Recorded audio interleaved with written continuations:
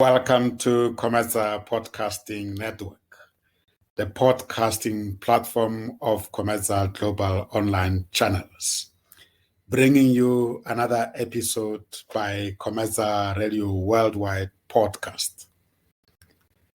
The mind, the journey, the destiny. We apply our mind to the journey that takes us to our destiny. Our shows are based on the principle called the idea. We inform and entertain. We develop and educate. We empower and support. We associate and network. That is the idea. Thank you for tuning in. Enjoy the episode. Welcome to the eighth session of the 9-session series on coaching models and methods. We started this marathon of a session with a comprehensive 10-minute presentation by our associate coaches on the 22nd of August.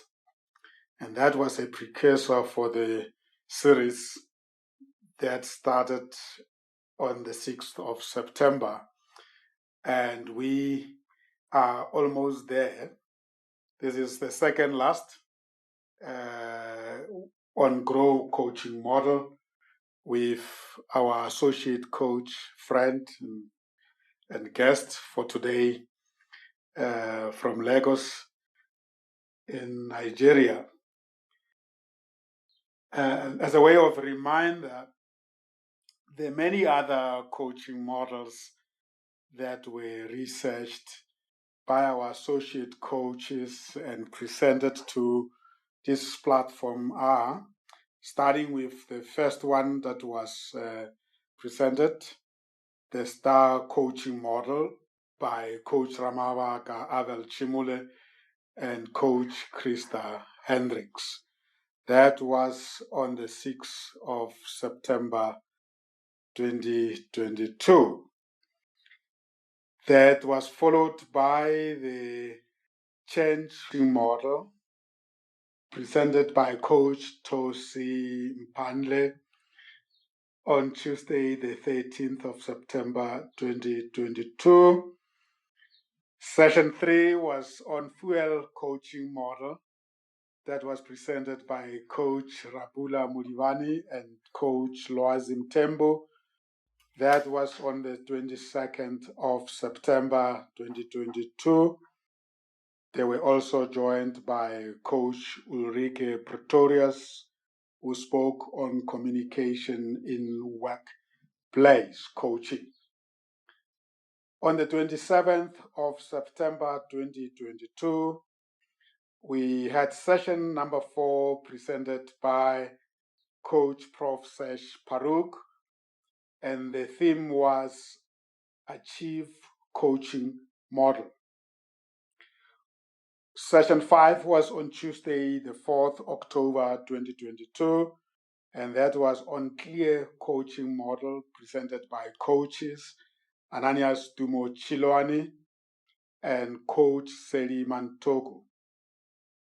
On the 11th of October 2022, we had session 6 on Oscar Coaching Model presented by Coach George Mutenda Zamera. And the recent one, which was session 7, Tuesday, the 8th of November, was on Appreciative Coaching Model. And our guest was Coach Mishti Verma from Mumbai, India. And here we are. Today we are going to be looking at what I regard as foundational coaching model, the ETGROW Coaching Model.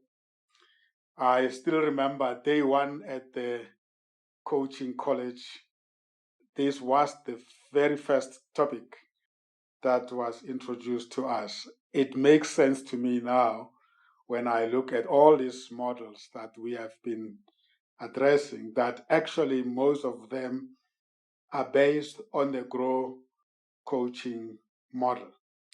Yeah, as I said, this is the second last. We are going to follow today's session with session number 9 on Thursday, the 24th of November, 2022, with our associate coach and friend, Coach Dolores Mashishi.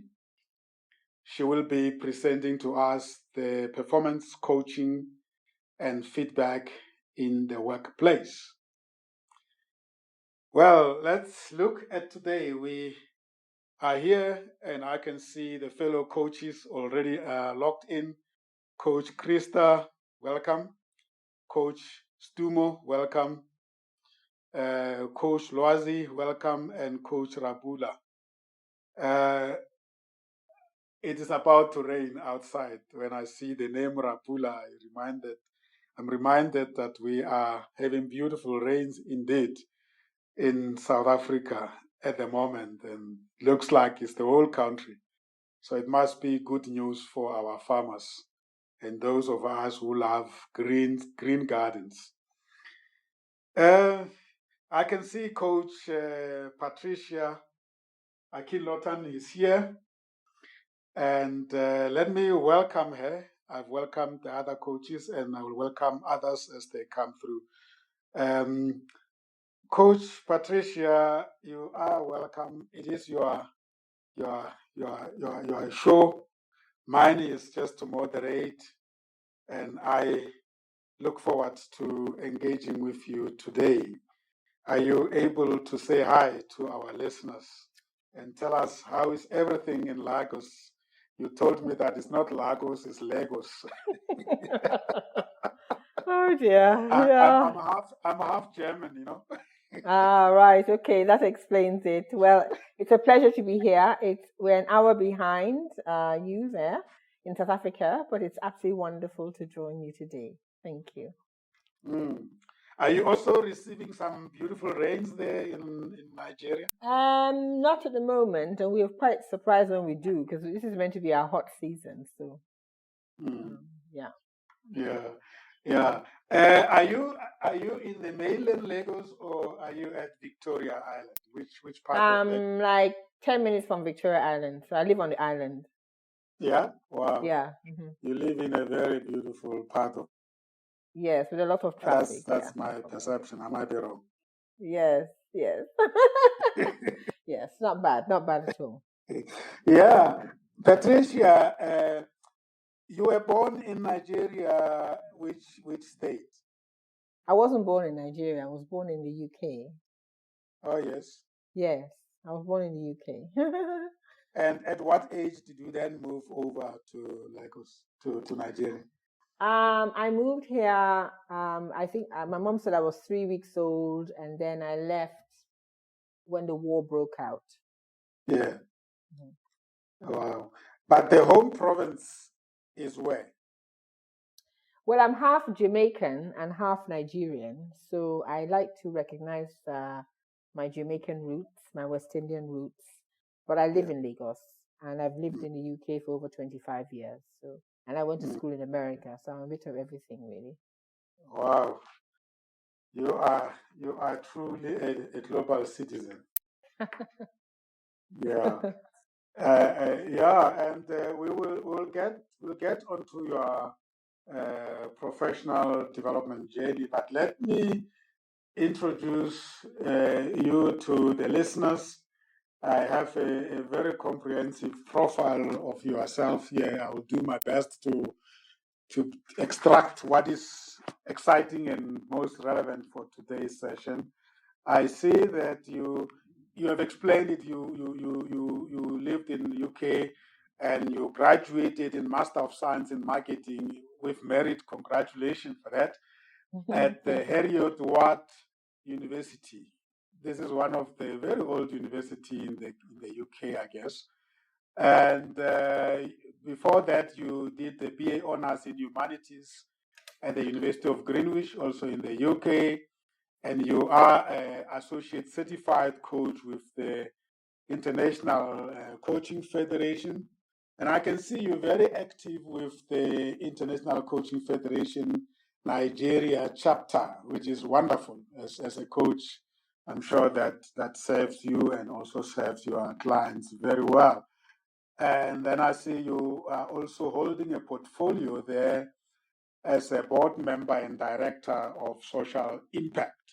Wow, we need to know more about that. What does that portfolio do at the institution?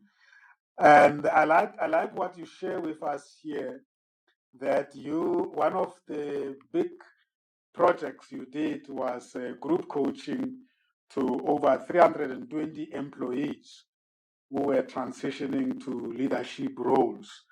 And you were saying that some of the outcomes you achieved was clearer levels of accountability, greater customer centricity, and increased personal awareness and emotional intelligence.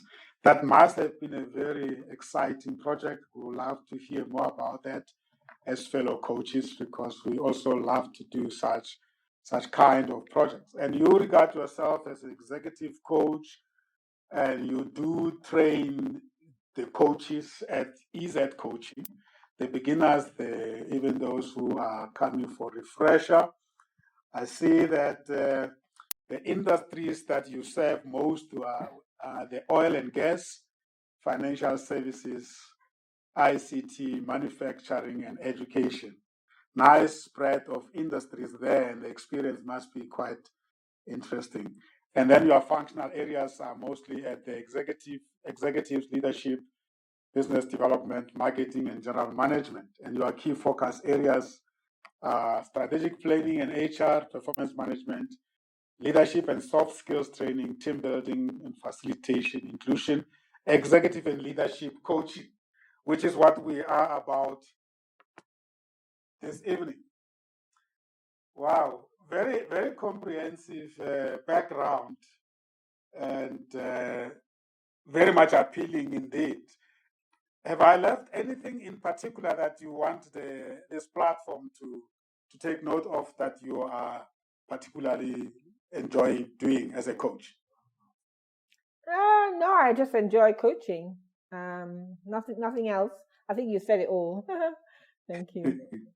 Who is EZ Coaching? Well, EZ Coaching is a bespoke, world-class coaching organization and management organization. So we're one of two or three organizations accredited in Nigeria to run coach certification programs. And so we have graduated almost 50 certified coaches, and they consist of COOs, CEOs, different industries. A lot of them are in multinational industries. And we also do group coaching, and we also do bespoke management development briefs for organizations. So we're really based here in Nigeria. We have an office in the UK, and we have a very robust coaching faculty that is part of EZ Coaching from Singapore, UK, USA. We've worked collaboratively with Sam. We had a wonderful, wonderful webinar in August. Sam was our moderator. Oh yes, I enjoyed. Yeah. Yeah, so we collaborate. That's what EZ Coaching does. We collaborate. Mm-hmm. Yeah, absolutely. We can never see ourselves as competitors, as coaches. Otherwise, yes. I enjoyed that webinar. I mean, your coaching community there in Nigeria is vibrant and very engaging. And what I liked most about it was that you had a lot of clients joining, which is really what we want. As much as we want to talk to ourselves and develop ourselves and grow the pie and the industry, the only way to do that is to engage with our clients. Yes, absolutely. Absolutely. 100%. Yeah. When you say that you are accredited to provide coaching, education, and training, you're talking about accreditation by who? By the International Coaching Federation. So we have to go through a rigorous, procedure. We've had to demonstrate our capability, and having gone through that, we provide the level 1 ACSTH 60 hours of coach specific training, and we also do mentor coaching. So it's the International Coaching Federation, which, as your listeners will know, is the gold standard in coaching anywhere in the world. Yes, and the interest is good there from the market to become coaches. Yeah, it's growing. Coaching is very new. A lot of people think a coach will tell you what to do. So when you actually, explain what coaching is, it sort of like, really, oh my God, I don't expect to think of what to do. I want someone to tell me what to do. So it's growing. It's a baby stage. In my opinion, anyway, it's a baby stage. So there's a lot of work to be done. A ton of work to be done. Let me acknowledge our other colleagues. Coach Tosi has joined, and I see Secha has joined as well. It's one of our DJs, broadcaster, and our friend Janae. I saw she just joined. I think she left now. Okay. Anyway, I saw her joining in from New Jersey in the US.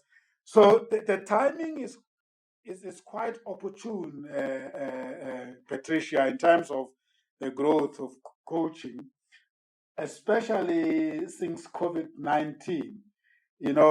Topics like health and wellness, conscious engagement and leadership, diversity, inclusion and belonging, and people-centric organization development are some of the topics that managers and leaders are grappling with, and they are turning to coaching for support. So I hope it will pick up.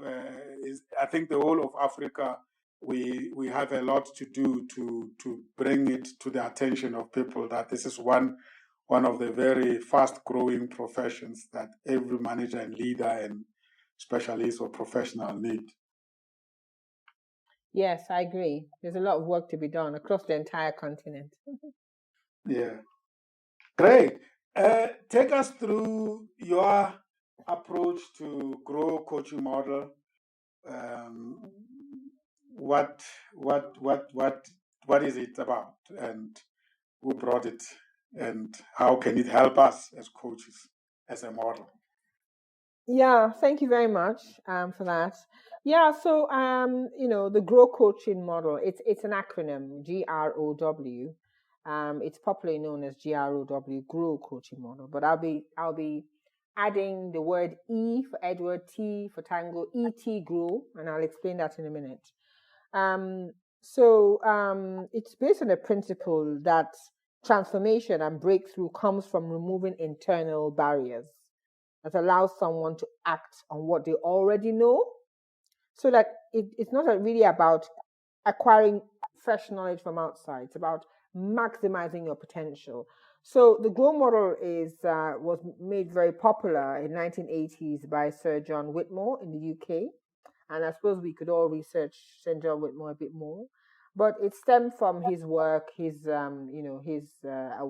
leadership on this, and it has gone worldwide, and it's very, very popular. A lot of other coaching models have used it as a foundation upon which to layer theirs. But I have to say, using the GROW model on its own isn't sufficient. It's very important for a coach to have a coaching mindset, right? And display professional coaching behaviors, such as listening actively to what is said and not said, and having a collaborative approach. So whilst I'm going to talk about the GROW model, the coach that is utilizing that model really needs to have a coaching mindset. And I just want to explain what I mean about coaching mindset, if I may. Now, ICF actually defines a coach, embodies a coaching mindset. It's one of the core competencies of being a coach, right? And what does it mean? It means that the coach develops and maintains a mindset that is open, curious, flexible, and client-centered, right? So if you think about it with the GROW model, it's about the coach needs to actually demonstrate professional practice, right? So the coach needs to be able to demonstrate this by, for example, managing their emotions when they're coaching and responding as opposed to reacting. And the coach needs to recognize when to seek help themselves or when the client needs maybe other forms of support that isn't necessarily coaching. I also want to say that the coach should be physically and mentally prepared for the session, and they shouldn't just be turning up because the client has appeared. So the coach needs to actually have that mindset. And before you begin coaching using the GROW model, for example, you need to put your coaching hat on.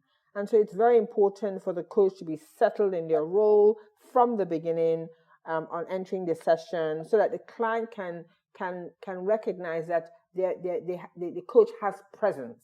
Yeah. So I just wanted to offer that before just jumping in and talking about the GROW model.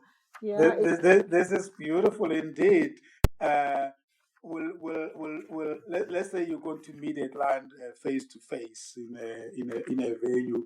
Will me arriving 30 minutes, 15 minutes early, and the coach find me ready there with my having set and waiting for them and stepping up as they come in and greeting them with excitement and looking forward and expressing that it's beautiful to see her coming or him coming? Will that be saying to the client, my coach is ready for me? Yeah, it's being prepared. I mean, you can just imagine you're expecting somebody important or somebody that you're looking forward to seeing. You'll make some preparation. So for coaching, you have to have that coaching mindset of being prepared. So switching your phone off, putting your phone on mute, turning it upside down, really receiving the client. And when you have that awareness, when you have that, when you embody that coaching mindset, you are ready to support the client to actually grow and, experience the problem. But the GROW model is really about facilitating the growth of the client, that aha moment, that learning about themselves. And that's what you are offering that's the gift you are offering to the client, to enable them to see clearly beyond the models or the obstacles that stand in their way. So that preparation is actually quite important. So I absolutely agree with what you just said, Sam. Yeah. Beautiful. Yeah. So just moving on, as I mentioned earlier, I want to just add the words E and T before we jump into the GROW. Okay. So the E is really the ethics. And the ethical standards of the International Coaching Federation is by far what sets it apart from most other coaching bodies. And so when introducing the GROW model into your coaching practice, you'll want to ensure that the client is fully aware of the ethical standards to which you're operating. And that may come as a shock to them because they may not be used to somebody expressing those standards, but it's something that isn't a negotiable. It's actually very important. And actually, when you move from dealing with just individuals to corporate, the corporate organization want to know that you are operating to a very high ethical standards, because you're almost taking people's lives into your hands by them opening up to you. So that E is very, very important. The ethics, the fact that the session is confidential and that there are only one or two reasons why you would disclose anything about the session. But even if you're dealing with a corporate client where you're coaching people in their organization, that discussion is completely confidential. It doesn't go anywhere. And so it's important that the client is fully aware of that. So that's the ethical part. Having established that with the client, now I want to jump back a bit and say there would have been an agreement on all of that, as we all know as coaches. But let's go from the E now. We've dealt with the E. Let's move to the topic. So before you jump into the GROW model, you'll want to explore with your client what they want to be coached on. What topic do they have?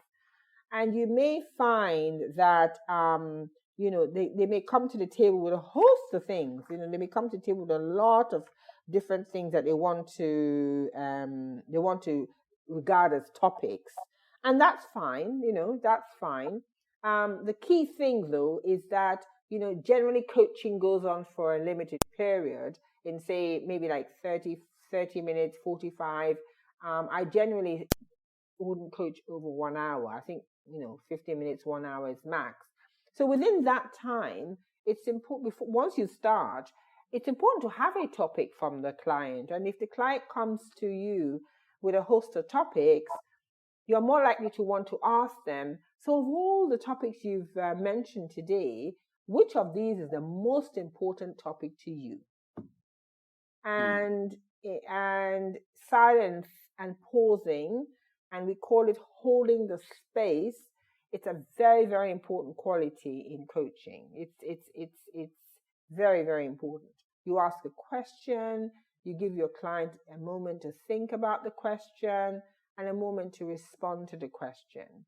And so they may have a thought process, and they may decide what topic they want to discuss. Now, and am I right to say that the topic is not necessarily the goal? It's just the frame within which you are going to hold the coaching session, right?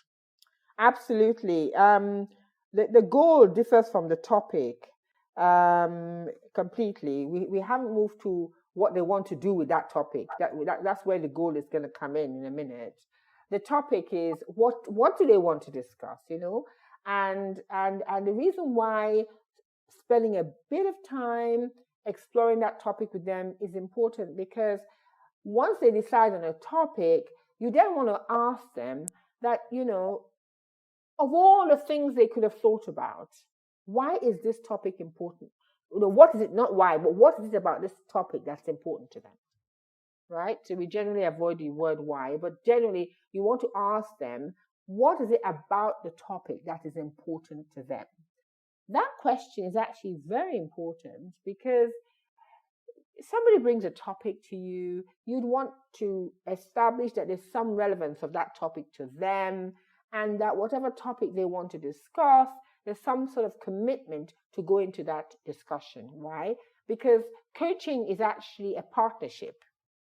Yeah, it's a partnership between two individuals who are ready to have an open and a non-judgmental discussion. So establishing the topic is actually very important, and it gives the client complete control. The coach has absolutely no bearing on what the topic should be. The coach is a professional coach, is completely non-judgmental. So, and if there's not clarity about the topic, the coach is meant to ask questions about the topic. Somebody comes up and says, I want my topic is communication. I mean, that could mean anything, isn't it? So you'd want the coach would be expected to really ask about communication. What is it about communication, etc. Because it could be any form of communication, and also understanding that what the client means when they tell you the topic is what the coach understands. That's the time to really get that right. Is it advisable to suspend a rush to describing the pain points in that the client is coming here for, and say, we'll get there, but let's just, under what topic is these issues you want us to discuss? Is it following? If somebody says, it's not important for me what topic is, I just want to remove this pain I'm going through, I don't gel very well with my boss. Well, it is a topic. That in itself is a topic, right? Yeah, that in itself is a topic. But that can't be the decision of the coach. It's the client's decision whether that becomes a topic. And so you'd ask the client, so is that what you want to discuss today? Or is there something else? Yeah. So normally when a client comes in and they're not sure what topic they want to discuss, and they take a moment to arrive at a topic. And then they come out with something like you just said. You might want to probe a little bit on the topic to check that is actually what they want to discuss, because you could say to them, so is that what you want to discuss? And they say, no, actually my boss, I don't want to discuss my boss, I want to discuss something else. Yeah. That could have just been by the way, but there is something else they want to discuss. Yes. So that's very, very important. So that topic is important. And sometimes the topic is not something that is tangible. So that's worth bearing in mind. Sometimes you're coaching an individual and the person wants to think through something. They're a little bit confused about one or two things, and they want to think about something. Actually, going back to what you said, Sam, one of the powerful things about professional coaching is that in line with the International Coaching Federation, you should know as a coach at what point the client is needing coaching, but is needing another form of support. Yeah. So yes. I say that now at the topic stage, and it could come up at any time in the session. It could come up when you're dealing with the options, when you're dealing with the goal. But that hat needs the antennas need to be up, because if somebody comes into coaching having been explained what coaching is, and perhaps is displaying some behaviors or that demonstrate that perhaps at that moment in time it may not be coaching they need, it's something that the coach should recognize. And there are ways to look at it, and there are approaches to look at it, but it's important that I mention that. Yeah, very important indeed. Yeah. So likely questions could be, what could we work on that would help you over the next couple of weeks or next 6 months or next 1 year? And this is a very popular one when you're dealing with organizations and you're coaching employees in organization. Or what ideas do you have in mind for this coaching session? Sometimes you may have to ask them a question to enable them to understand what you mean by a topic, because the word topic is coaching lingua. It's not their lingua. It might not be their lingua. Yeah, I come across sometimes a theme instead of topic. Yeah. Say that again. A what? A theme. Oh, a theme. Oh, okay. Yeah. Well, that's a good point, because normally you have a coaching plan. Yeah. Normally, a lot of coaching opportunities provide you to have a coaching plan, which can go on for 3 months, 6 months, depending on the nature of the coaching.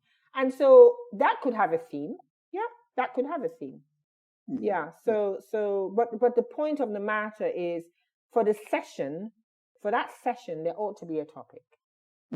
Without a topic, even if they are undergoing a one organizational coaching program, let's say this is a referred client and it's part of the organization internal coaching program, say on leadership development. Now, the leadership development will be a theme, but they still have to find a topic within that theme, right? Yeah, absolutely. So that's a very good one. So, you talk about leadership development. They may, when you ask them, what aspect of leadership development would you like us to focus on today? They may say giving feedback.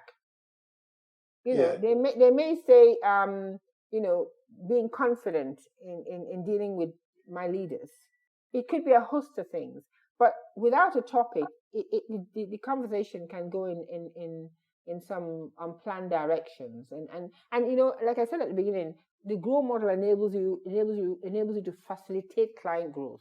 Coaching can be transformational, and the coach has a responsibility to create that path for the client. But the client goes on the journey at their pace, so the coach is not pulling them or pushing them along. But it provides a very tidy framework, the GROW model, for the coach to follow. Yeah. So that's a topic. And tell me, I assume that this ETGROW this is something that you created at your academy there at EZ Coaching. And tell us why did you find it to be so important that you link it to the GROW model as the first two steps before even you go? What Yeah. caused what triggered that? Yeah. So we deal with a lot of organizations, and we deal with a lot of people who are in charities and whatever. And we generally find that when people come into a coaching situation with us, they some of them are just they just don't open up. They're worried. They're not sure whether what they're saying will be taken anywhere. They're not sure if they can be themselves. And to be honest, when you look at the standards, the core competencies required to be a certified coach with the International Coaching Federation, ethical standards is the number one. It is the absolute number one. And so that foundation needs to be set. So we want to ensure that the participants who are going through our training school absolutely have that as a crystal clear standard. And I can tell you that organizations appreciate dealing with coaches that demonstrate that ethical practice from top to bottom. Yeah, from top to bottom. And it almost supersedes everything that the coach does. If the client cannot trust the coach, there's no relationship. Yeah. So and then of course, if there's no topic, what are you discussing? So we find that we and I mean, I suppose it's part of the core values of our organization. Even if we're dealing with another part of the business that's not coaching, the ethical standards is what we're known for. So we don't compromise on that. So we thought, well, given that ICF has that as a very high priority, we're both singing from the same hymn sheet. Beautiful. Yeah. So we've established, you've put in the ethical standards and you've got your topic. Now, having gained that topic from the client, we want to look at, so what's the goal? At the end of the 60 minutes or 30 minutes or whatever it is, what would you like to have achieved from our discussion today? What's your goal with this topic? And the goal part differs from the topic in that you're now going to get clear on the specific outcome your client is looking for from the discussion with you. So that's the difference. You asked earlier, so what is the outcome? What is the goal? Yes. Why are we having this discussion in a sense? So that's where the goal comes in. And it's actually helpful to really take some time to allow to hold a space, because in a coaching conversation, the questions shouldn't be one on top of each other. The client needs time to process, and human beings on our own, we're not very good at being honest with ourselves. Our body is designed to be protective. So unless we have, someone who comes and who, with permission, of course, comes and be our thinking partner and asks us some very questions that are more around inquiry, we tend not to want to discuss certain things. But the goal is important, because when you establish that goal, where you want to get to at the end of the conversation, everything else then begins to hopefully take a certain route. Now, it's not prescriptive, because even if you establish the goal, a few minutes later, the client can decide, you know what, actually, I'm not happy with this goal. But they would have arrived at that through a thought process, which you would have provided. So the goal is actually very important. And is it helpful at the beginning to make the client know that at the end of the session we will come back to this goal? Yeah, I mean, so that he's mindful that you can't just mention a goal and drift away and then address different things. Well, the way the conversation flows is really in the direction that the client wants it to go. Now, when you get to maybe say the option stage, you may want to revisit the goal and say to the client, so where are we now? After the goal, you look at the reality, then you get to the options. So you may want to say to the client, so where are we now on that goal? We're like, 30 minutes into the conversation? How are you feeling about the goal? So you really want to be bringing that goal back into their focus, just for them to feel, to check. You're checking in with them. They may feel they're not making progress. They may feel they're making progress. It's a conversation that they have total control over. So yes, I agree. Yes, you would want to let them know that at the end we will be revisiting the goal, but it's something that ideally it's a conversation. It's not sort of static. It's a conversation, so you can always go back. You can always let them know that at the end, what you'd have said that anyway, wouldn't you? Where would you like to get to at the end? So that assumes that at the end we're going to look at the goal. Or if we were to take a measure, are we getting closer to the goal or are we still far removed from it? Yeah. And is your system communicating any positivity for you? Yeah, exactly. Yeah. And I mean, one of the things that makes coaching different from other support systems is the focus on action and change. And that's only because we believe in coaching that the person is resourceful, the person is whole, and the person is intelligent. And that's why in coaching you don't give advice. In line with the training that we've received via the International Coaching Federation. Your coach is not your advisor. Your coach is your thinking partner. Because a lot of people think that when you tell people what to do, you're helping them. You're actually not helping them. You're making them rely on you to think. Whereas coaching should enable individuals to think about the way they think. Coaching should enable individuals to look at how they think as if they're putting table mats on a table, right? So they're looking at you're almost looking at their beliefs and their insecurities and their strengths and etc. as if you're laying it out on the table, and that's what coaching enables them to do. So is there a clear distinction between helping coaches to think for themselves and you being a thinking partner? Well, by being a thinking partner, you are helping them think for themselves, because the fact you're using inquiry, you're using reflective inquiry in the process. In other words, whatever they offer you, right? You're taking what is offered, you're listening to what is being said and what is not being said, and you're getting them to reflect on that, and that gets them thinking. Yeah. That gets them thinking. If you give them the space to think, and if you're not giving them the space, then that's not coaching. But if you are giving them the space, then they're having time to think about it, because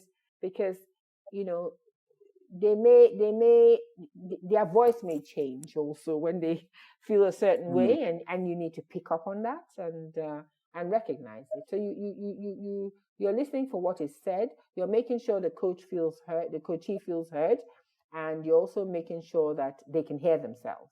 So in that respect, it's about them being able to think and you being their partner. While they're thinking, you're taking what they're saying and you're also thinking it through. Yeah. You're touching on something very fundamental here, which we are all aware of, but in many times I find myself falling into that trap, and that is allowing them space to think, meaning that once you have raised the question, it's important to delay any other follow-up questions until they have really reflected on that question and responded, and you are clear that it has landed very well and it has brought an awareness. And if therefore that is the case, whatever question you might have lined up, it might just have to be dropped. Yeah, I mean, generally, I mean, when you're using reflective inquiry in coaching, you don't even have to have line up questions in advance because everybody is unique. They bring a different set of issues to the table, and so I 100% rely on what they are putting forward. The coaches are, the coach is a student. You're learning about the person. You don't know anything about them. Their environment is totally different from yours. It can never be the same. I was coaching somebody yesterday, and he was pleading with me to give him advice, and I had to explain to him that we're totally two different people. And I told him at the beginning that my role is not to give him advice, but he just was in a hurry, and he was in a hurry to find the solution. Yeah, and I think in the end, when I was able to explain to him that he's actually very creative, he wouldn't be in his job if he wasn't. And he took a moment to think, and he didn't realize. I think he then said he apologized for asking, and I said, oh no, there's nothing to apologize about. I recognize that he that emotion at the time to just come out of the coaching session and have a response to whatever it was the topic was. But they can they do have the capability. They have it. They have the answers, and your role is you're like that key, and they're like that keyhole, and you enable them to maximize that potential and turn that key around at the pace at which they want. They are in control of the progress, and you are in charge of the process. So that's the big difference. Yeah. Beautiful. Okay. I asked that question because depending on where you are as a coach, I mean, I remember in the very early stages of learning coaching, we used to have a set of likely possible questions you will want to ask so that you don't get stuck in a session. Afterwards, they say, no, we taught you these questions not for you to shoot at the client, to know that they are there when you are wanting to unlock certain thoughts. But it doesn't necessarily mean that you go into a session lining them up to be asked, because the client's response may require a totally different follow-up of some sort, not the one that you practice. So I'm just acknowledging the point you are reading. When you are really experienced coach, it shouldn't be mattering. It shouldn't be matter as to what type of questions you're going to ask, or even whether you are going to ask questions or you are just going to listen. Right? Yeah, absolutely, indeed. And and following on from that, what you just said, and the growth that will be expected from the client for them to see that they're growing, you may want to ask, so how will you know you've achieved what you wanted from today's session? What does success look like?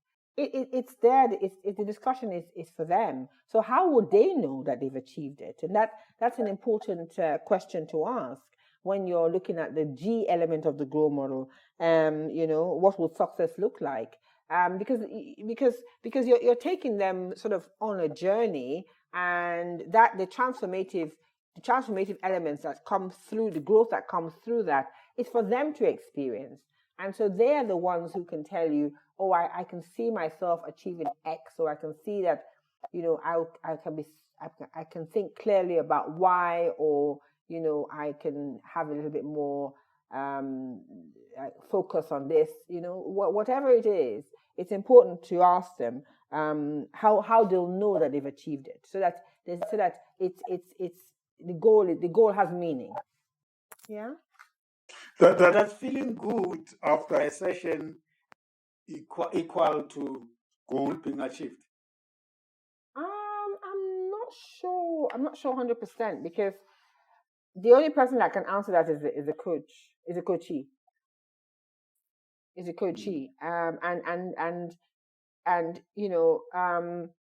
It's interesting you asked that question, because because sometimes I'll ask the client, the session is over now, how do you feel?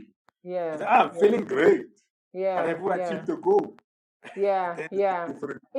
But you see, the thing is, the best as I learned when I was being trained to be a certified coach, the best coaching happens after the session, not even at the session.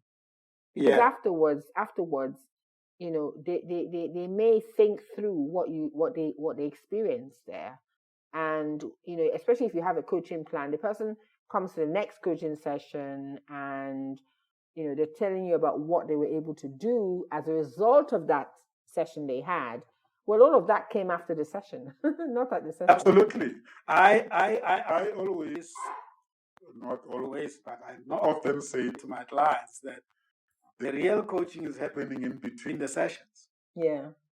Because that's when you then experience whether there's a shift, whether you are now more enlightened about issues or you didn't feel better. But then I will want to know when you come to the next session if there is any experience of a shift.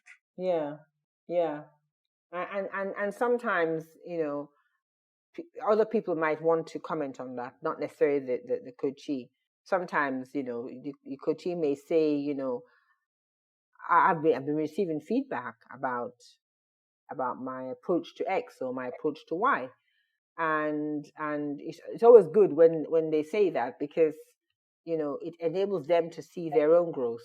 Because sometimes some people are quite hard on themselves. Even if they're doing well, they'll say they're not doing well. But when they can say that other people have seen transformation in them, it does add to their level of confidence. Yeah, please proceed with the other. Okay, right. So we're going on to reality now. So having established the G for the goal, you want to go into reality. And this part is where you help the client to understand their situation, where they are now. Okay. And it's where you question, you challenge, you reframe. It should also include talking about their feelings, perhaps digging into some of the emotions, their beliefs, and sometimes often uncharted areas. So the reality, they say the reality is almost like the meat of the coaching session. And that at the reality stage, you can actually go deeper. It actually says, look, whatever the topic is or whatever you want the goal to be, so how are things now? Tell me about the reality. And, what is the situation like? Describe it, and and they then begin to paint their understanding of what of what they're going through at that time, and that's listens actively is a core competency, and if you're going to demonstrate that anywhere in the coaching session, it really ought to be here, because from what they present as reality, that's their reality as they see it. And your role as the coach is to enable them to really, again, look at those beliefs that they have, the values that they have, their understanding of the situation. Perhaps is it in line with what they would like the reality to be? So that reality stage is not something to be done in a hurry, and really allowing them the space to think is important. And sometimes, at reality stages where I found some clients, they break down, they start crying. And as I know, crying is an emotion. Tears are an emotion going through the body. Sometimes when they cry, it's not because they're sad, it's because they're happy. Yeah. They're happy. Yeah. A light bulb has gone on within them.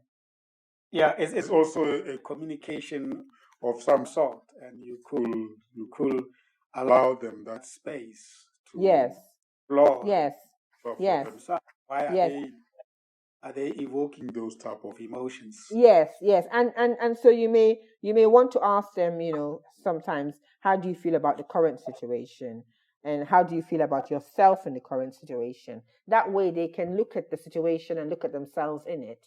Because that's what coaching enables you to do, to see a little bit clearer, to remove what could be standing in the way, if at all anything is standing in the way. So that reality stage is actually, and when they get to the reality and they talk about the reality, it's a good time to ask, in a nutshell, who or what's got in the way. Because the reality is where sometimes they realize that they had the answer all along. It's just that they were looking at it from a perspective that perhaps had a bit of blur there for them. Yeah. So that reality stage is actually important, and it's very, very strongly connected to the goal. Having gone through the reality, we now move into options. So options are important. Options are important, and I want to explain why. Because if the client could solve their own problems, they would have solved it. They wouldn't have come to a coaching session. Yeah. Because coaching enables them to think through. You're not giving them the solutions, as I've explained. So with the options, it's a great place for their mind to begin to think about all the possibles that they could think about that would align with achieving the goal that they want to achieve. And so one needs to keep asking them, what other options there are, because when someone says I don't have any options, I usually find that they do have options. It's just that they don't see it as an option, or they don't believe that they can have options, because maybe they've gone through a very regimented life and they've never been given the chance to think. But there are options, and I think it's important to give people the opportunity to think of what options would they like to have, and that's for someone who that's the opposite of stuckness. If I may use that. Yes. Yeah. So that's actually quite important, and it's important to recognize that I always explain to the client that they're the expert. I was coaching an accountant, and he said, "Oh, I can't believe it. You're not an accountant." Oh dear. Okay, let's carry on. He said he wanted to be coached by an accountant because an accountant will understand his accounting terminologies.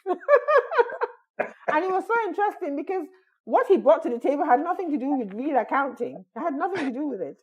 And so it's interesting how when it came to options, he had the options. He could think of the options. And at the end of the discussion, we built up quite a good rapport, because he then realized that he is the expert in his own area. And that's why that option stage is important, because they are the experts in their field, not the coach. So that options area is important. So when talking about options, you could then say things like, oh, let's imagine it's a year from now and you've accomplished your goal. What steps, would you have taken to achieve it? Yeah.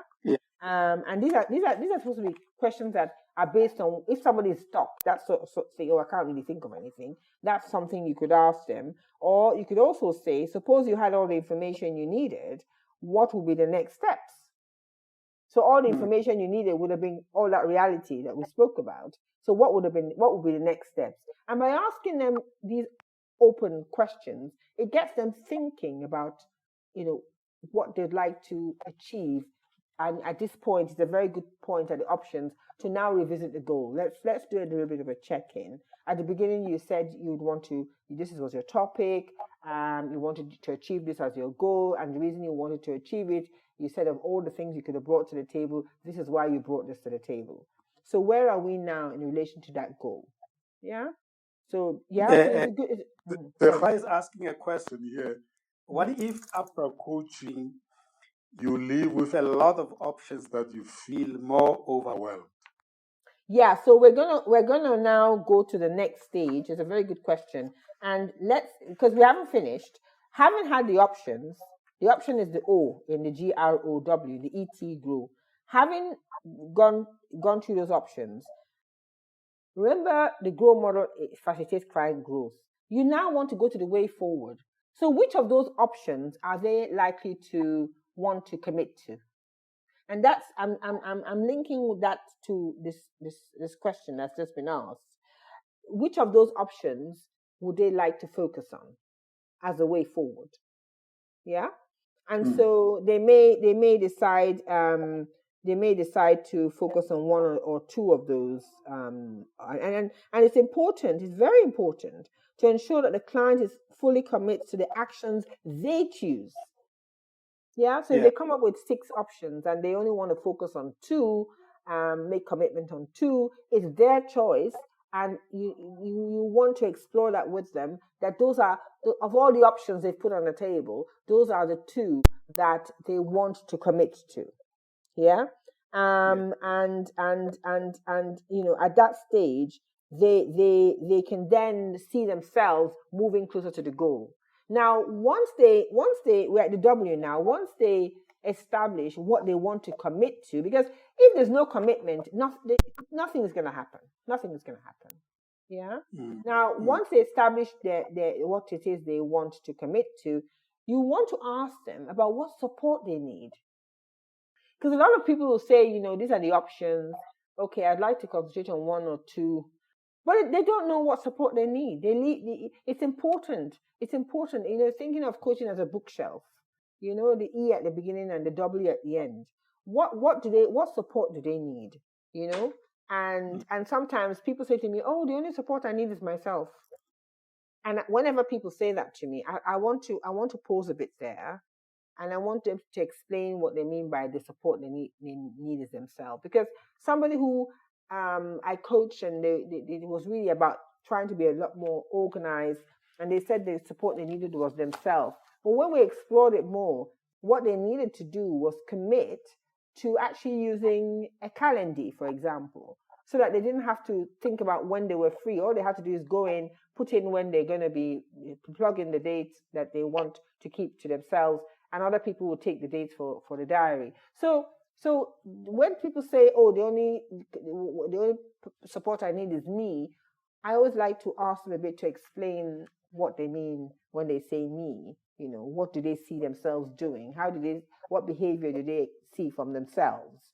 Because unlike other creatures, we have the ability to reflect, and coaching provides a ton of reflection. Now, having established what support... Just hold it there. Okay. There's a point from Coach Sadie. She's saying that perhaps the coach can help the client to select the best option by linking the goal. Well, the coach. The word help is not. I'm just pausing on the word help, because it's not meant. They're not meant to be suggestive about the option. It's their goal, and that's why the checking in is very important. So that's why at option stage we did a check-in, right? So let's check in where we are in relation to your goal. Now you've come up with these options. Which of these options? Perhaps we should replace the word help with facilitate. Yes, and support. Yes. Because if they're not, let me put it this way: if at any point in the coaching process you are advising, you are suggesting, you are not coaching, you're doing something else, but it's definitely not coaching. Yeah. And that's why having that non-judgmental coaching mindset is important. And that's why you need to really work on, we need to have that embodiment of the mindset and manage our emotions. Because there will be times you'll be looking at them thinking, can't you see? Well, that is not it's not for you to think whether they can see. It's for them to have that moment to find out about themselves. And I always like to ask my coachees, what are you finding out about yourself? Because it's interesting, you get people who come in and tell you that they're a big decision maker, they have like 50 staff, and then when it comes to choosing a topic, it could take forever. So sometimes what people say and what they demonstrate are two different things, but it's their moment. So I allow them to take the time they need to arrive at the topic that suits them. So having established what support they need, the final question would be, and what will stand in the way? What will stand in the way? Because if they know what will stand in the way, they can acknowledge what will stand in the way, and they can look into doing whatever it is that's needed to mitigate what will stand in the way. So those two questions are quite important at the end. What support would they need, and what would stand in the way? And of course, before I close the session, I always get permission to close. I always say to them, would this be a good time to end the session? Obviously we talk about the goal, and then ask them if it's a good time because we want to end the session respectfully, in the same way we started the session respectfully. So that element of respect is actually quite important, because if you just get to the end and you say, okay, the session is over, and they say, oh, I thought, so I always ask that question because I want them to realize that it's their time, that it's their moment, that they're the important people there. Although we're equal partners, they're the ones that the light is shining on. Yeah. So asking if we can check out is as good as asking if we can close the session. Yes. And it's a good thing. It's very important in terms of the commitment I spoke about earlier to ask them. How do you feel about your actions, the things that you're going to take? Asking them how they could commit to that if they say they want to commit. I mean, I've heard some people say on a scale of 1 to 10, what's your level of commitment? I mean, I've heard that said. I don't know. I'm just saying that it's important to recognize, to see that the client wants to make a commitment, and it's their decision if they want to. We can't push them into that, and it's important to ask them what actions that they need to take, what actions do they want to take, and which actions will they do, because in a lot of these things sometimes they have to play a part in the success. It's not about somebody else, about them. So those questions are and then the issue about accountability, you could ask what 3 things could you do to support yourself and make sure XYZ gets done. And how would you be able to show this action is completed? How will you even know it's completed? And what would you do? Some people need to reward themselves. Some people need to see that they can reward themselves, buying themselves a nice handbag, going on holiday, purchasing something really nice for themselves. Some people, sometimes people need to recognize how they will motivate themselves if they're able to achieve the goal that they set to achieve, because they're accountable for what they do, not the coach. Yeah. And how will you be able to show yourself that you have completed your action? How would you be held accountable for those actions? Those are very important questions. You want to ask them, what about the accountability on this goal that you want to set, or that, this goal that you have. And those questions can come in at the goal stage. I'm mentioning them now as I've finished going through the goal model. I'm just generally talking about some of the things that could be asked. You could ask them at any stage, really, but it's important it's important when you're coaching to give space. It's really, really important. And when you do, the GROW model makes coaching a fantastic career. The GROW model, because it's clear, it's simple, it's not ambiguous in any way, and it takes the coach and it takes the coachee, the client, on a journey that's pretty clear for them to see. And I always say to clients that whatever the process that we've been through to discuss this topic, you can apply this to whatever it is you want to apply it to. You just happen to have brought a topic to the table today. Because they at the end of the session, they should hopefully realize that they really do have the capability. That's the difference between coaching and any other support system. It's not therapy. It's not counseling. We coach people who are whole, who are intelligent, who are ready to be coached and think things through for themselves. There's a very interesting comment coming from Coach Tosi in the chat box. Mm-hmm. And she says, if the person does not want to enlist the help or involvement of other people in reaching their goals, it could be the fear of other people discovering their weaknesses or what had been discussed in the coaching session. So what would be then the best solution to their fears or concerns? So let me just have a little read of it again.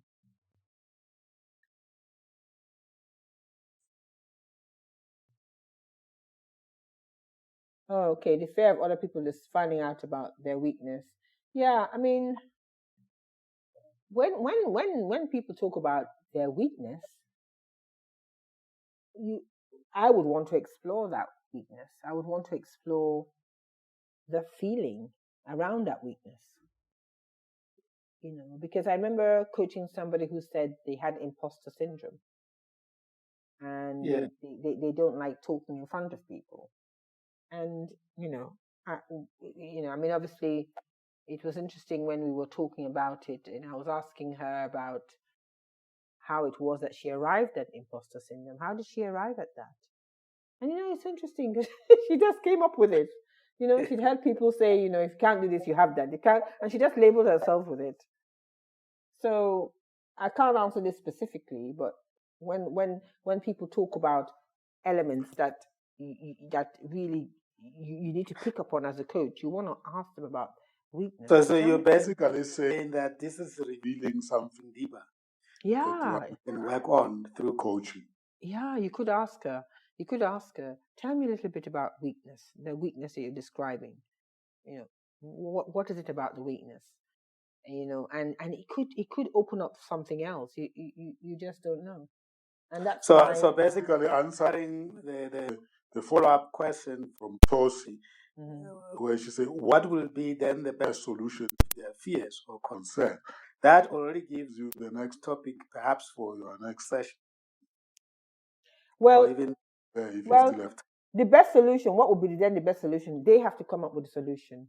Your job as the coach is to coach them on the topic that they have, for them to look at the options, right? What options do we have for this? What options, based on the reality that you've put in front, and you probe on the reality and you ask them, so where do you want to go now with this? What options do you have? Because the word best is relative. It's relative. Fear, is a fear emotion or is it an experience? Well, in many instances, I find that it's an emotion, because, and I suppose it could be both. It depends on the context, absolutely context. But in the world we live in today, that's a nice. Sorry for interrupting. Yeah, carry on. Yeah, in the world we live in today, the word fear is very common, isn't it? Yeah. It's a very common word, so it depends on the context. And there's a very nice follow-up from Coach Dolores. And she said that perhaps one can coach through that emotion. There you are. So she sees fear as an emotion. Yeah. Emotions carry messages that need to be explored. Yeah. It's a very good opportunity at that point to actually explore deeper, to say, what is the source of this fear? Yeah, absolutely. And when people talk about fear, sometimes they use metaphors, and feel I'm in a cage. I feel I'm this, and when they talk about metaphors, you really want to catch that. You really want to listen really carefully to emotional comments from clients, from coaches, because what they say and what's underneath that could be two different things. Tell me, we constantly talk about our clients being intelligent, knowledgeable, subject matter experts, knowing and having all the answers, which is not really what they come to coaching thinking they have that, until maybe you then take them to the level where they understand that coach is not there to judge them and put them on a scale and say, this little or this much. Do you find it helpful in expressing that view to them very much at the beginning, that your boss might have thought that you really need help, but I'm not going to help you because you have all the answers, and then affirm them to say, you are not broken, you have all, you I don't know if you get my point, because you said at the beginning that some people come and thinking that you are going to give them answers because they don't think they have it inside themselves. But if you don't tell them and you just take them through coaching, wouldn't that take too long for them to develop self-confidence? Well, I wouldn't coach someone without taking them through some sort of agreement or explaining what coaching is and what coaching is not. I also generally explain the difference between coaching and mentoring, coaching and counseling, coaching and training, coaching and consulting. And so by doing so, I'm explaining to them that, with coaching, you will find that a lot of the issues you bring to the table, you will be able to look at them hopefully differently, because coaching enables you to look at how you think. And as a result of that, you may see that some of the things you think are an issue may not necessarily be an issue. Some of the people you think are the issue may not be, and some that you don't think are maybe. So, sometimes you're coaching someone and they didn't realize that they're the problem in the team. So, but it's not the team, it's them. But it's for them to realize that. And guess what? They've taken themselves on the journey to finding that out. My role has been to ask, using the reflective inquiry, based on what they're telling me, summarizing, paraphrasing back to them, that is what I'm hearing, and asking them questions based on that. But yeah, by explaining what coaching is and isn't, they come into coaching with an element of surprise. Element of surprise. Yeah.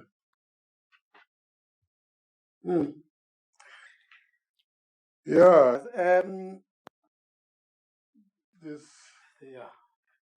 I think this is supporting that view I shared at the beginning, that the GROW model is really a foundational model. Yeah. A number of models are built on it. And of course, Whitmore himself is regarded as the father of coaching, because he really did quite a lot of work. And I'm not sure if you are part of his organization, Performance Management Consulting. Do you get invited to their webinars? Because they hold quite a number of webinars. Yes, he has really left a gift to the coaching world. Okay. Mm-hmm. So I regularly receive invites from them. Yeah. So, but yeah, you did say that people can those who haven't really read about him can research him a little bit. I think beyond GROW model, there is a lot that he has done for coaching. Yes. And we are just continuing his work, and many other people that were with him then. Yes. And even with using the GROW model and, looking at, the work that's been done on it by Whitmore, etc., it's important for a coach to also go to coaching supervision, because someone said a coach who doesn't have a coach becomes a cockroach. That's a very funny term. So whichever model you're using, it's important that you grow as a coach. You're committed to your own growth. Yes. And there's no such thing as a perfect coach. You just develop mastery in coaching. Absolutely. I like the point you are raising there. Both supervision and continuous training. Yeah. We are doing on the platform here. It's really, it is very nice to refresh on these things. There's some other points in the chat box. The Coach Dolores is giggling about the point of, if you don't go for supervision, you'll become a cockroach. Yes. The good one. I know.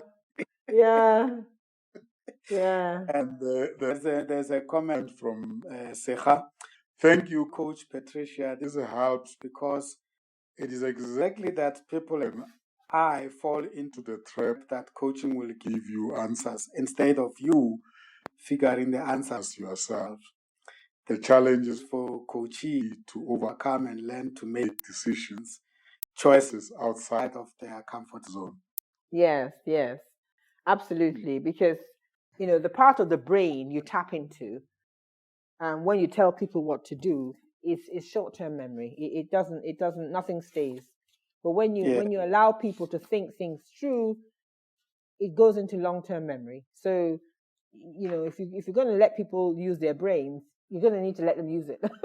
Otherwise, it's going to waste. Yeah. Yeah, it's going to waste. Beautiful. Yeah. Yeah. Yeah, look, I mean, we have nicely covered it. Let me be a coach now. What are you taking away from this conversation? Is that to me or? To you? Oh, to me. Well, I mean, what I'm taking away is that we as coaches we have an environment that we can have something like this podcast, and it's wonderful. So I'm taking away that there's a community that we need to continue to support, because by listening to others, regardless of the topic, but then once it's around coaching, we also have aha moments. So for me, even the questions that were asked got me thinking. But I had to get back to presenting. But it also got me thinking, and that's important, because when clients speak, I have to pause and I have to think about what they've said. So what this is meant I'm learning is that there's a healthy community.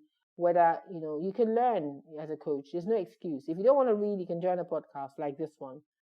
But I could have been a guest, cutting onions in the kitchen. I could have been, doing something around the house. I could have been, said to my friends, "Oh, let's listen into this." So it's something that learning for a coach can come in any form, and I think this platform is another opportunity to grow that practice. So I'm learning more and more. I made a note here that it is actually a duty that we must all respond to, a call we must respond to in terms of growing coaching profession and the coaching industry. We tend to think that the industry is where it's supposed to be, and I've come to realize that there's a lot of work that needs to be done by coaches to grow the industry, because it is needed, but we are not that many. If you look at their statistics that ICF shares with us, vis-a-vis how many people are out there in the world could benefit from coaching, it's a drop in the ocean. Yeah, especially when you speak to people, they're like, "Oh, what's coaching?" They're confused with mentoring. That's the thing. And I suppose that's also because a lot of coaches mix coaching with lots of other things. They do a little bit of, maybe they're talking to a client and the same client is undergoing coaching with them. The same client is undergoing mentoring with them.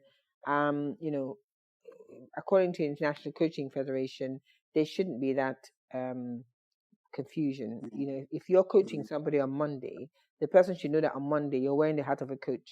If on Wednesday you're now providing them with mentoring, that mentoring should not be part of the coaching agreement. There should be separation. Yes, it should be separate. Yeah.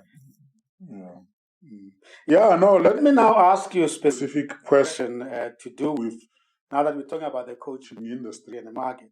Where are we in Nigeria? You did touch on it, but maybe you want to expand a little bit more. Yeah, I mean, we have a long way to go, but I think we have about 50, 60 credential coaches. I think about 50 out of 100 and just over 100. And the coaching industry in Nigeria is huge. It's growing. We haven't touched it. We haven't touched the tip of the iceberg at all. But we generally need more coaches and we need more collaboration, and we need to learn from other regions as well. So I suppose the industry in Nigeria is growing. We have a very active chartered chapter in Nigeria.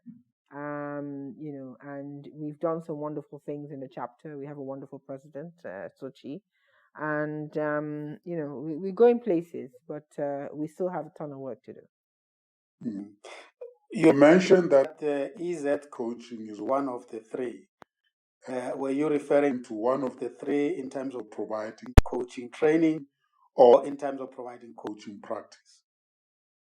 Well, in terms of providing coaching training, because to provide coach training, International Coaching Federation accredits you. So I think we're one of 3 that we provide, Yeah. accredited to provide coach training, because you have to be accredited. Yeah.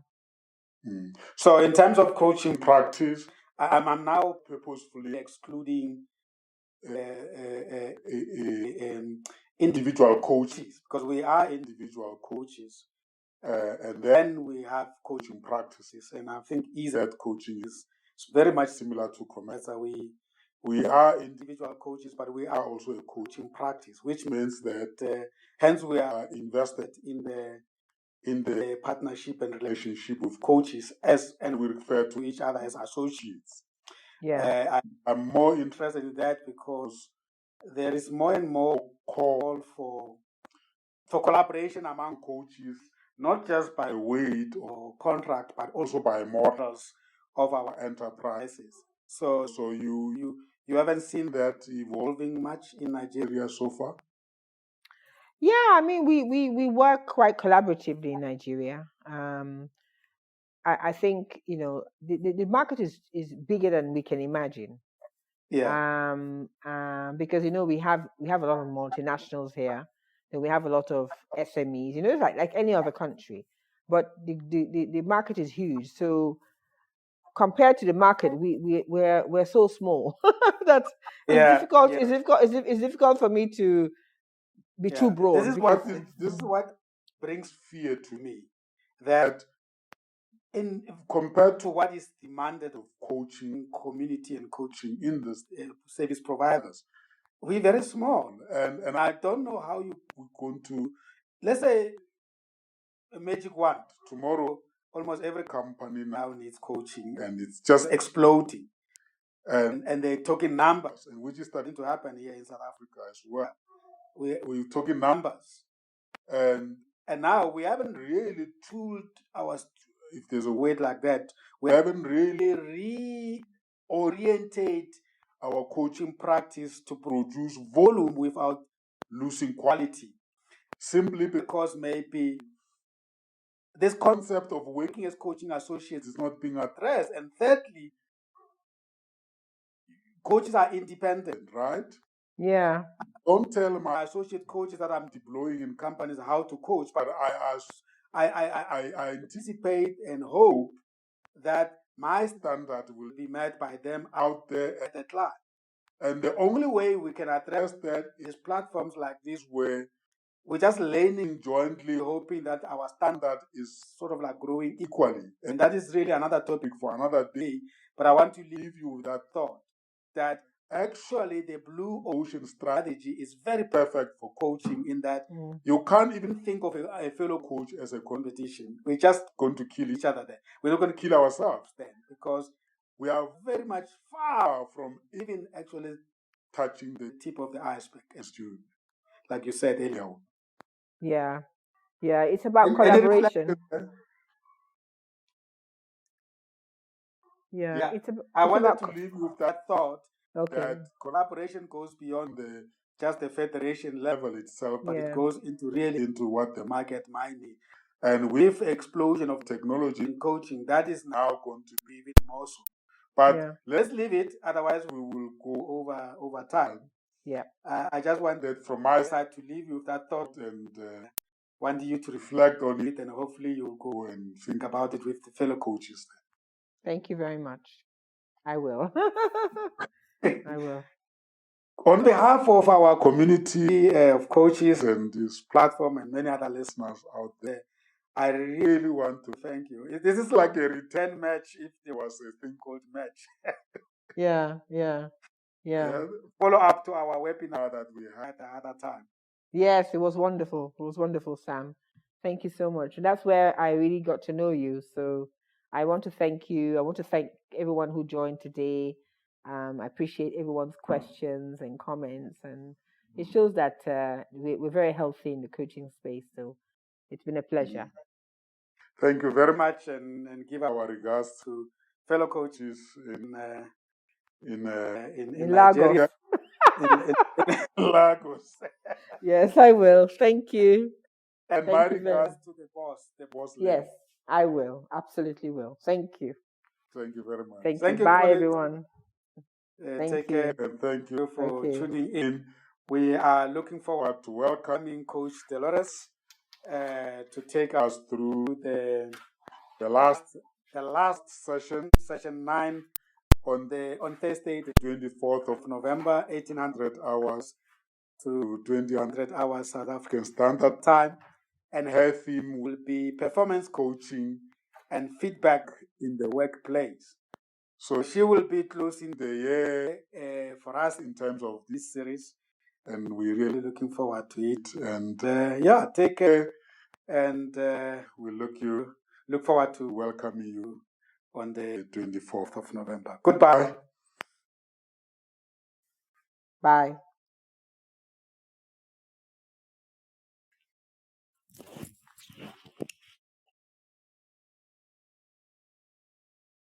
That was our episode at Comeza Radio Worldwide podcast. My name is Sam Zima, your moderator, facilitator, and executive coach. I invite you to subscribe and follow us at comezaradiopodcast.com or any of your favorite podcast platforms and receive notifications when we go live or publish new episodes. To become our member and enjoy the benefits associated with that membership, you may apply online at www.comezaclub.africa. The other services of Comeza may be accessed at www.comeza-goc.com, or you may write to us at callcenter@comeza-goc.com.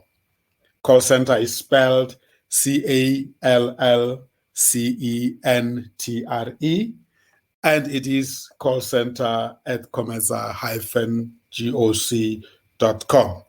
You are welcome to give us a call during working hours, Monday to Friday, at telephone number +27 11974 5612. We are available on all social media platforms. Take care, be safe, and goodbye.